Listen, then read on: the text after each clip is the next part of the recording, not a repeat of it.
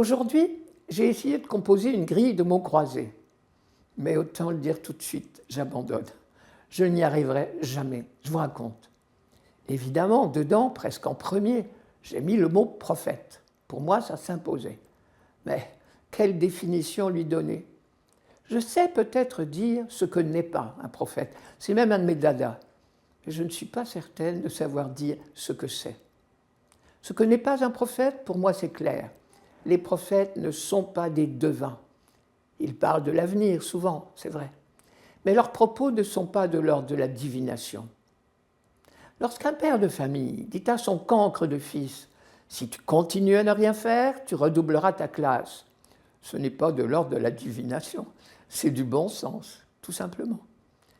Très souvent, ceux que nous appelons les prophètes dans la Bible tiennent des propos de ce genre. Ce sont des mises en garde. Comme on dit à quelqu'un qu'on aime, tu vas droit dans le mur, tu files un mauvais coton. C'est ce que j'appelle de l'assistance à personne en danger. Pas besoin d'être devin pour ça. Et d'ailleurs, savez-vous que la divination est interdite en Israël et très sévèrement? Face aux difficultés de l'existence, face à l'avenir, la seule attitude digne des fils de l'Alliance, c'est la confiance en Dieu. Si vous ne croyez pas, vous ne subsisterez pas, disait Isaïe au jeune roi Akaz.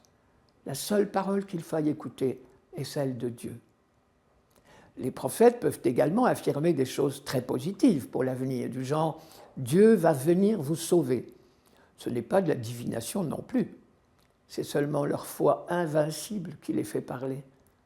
Quand le peuple est en exil à Babylone, par exemple, aux heures les plus sombres, Isaïe peut promettre que Dieu les libérera. Ce n'est pas de la divination, c'est la certitude de la foi.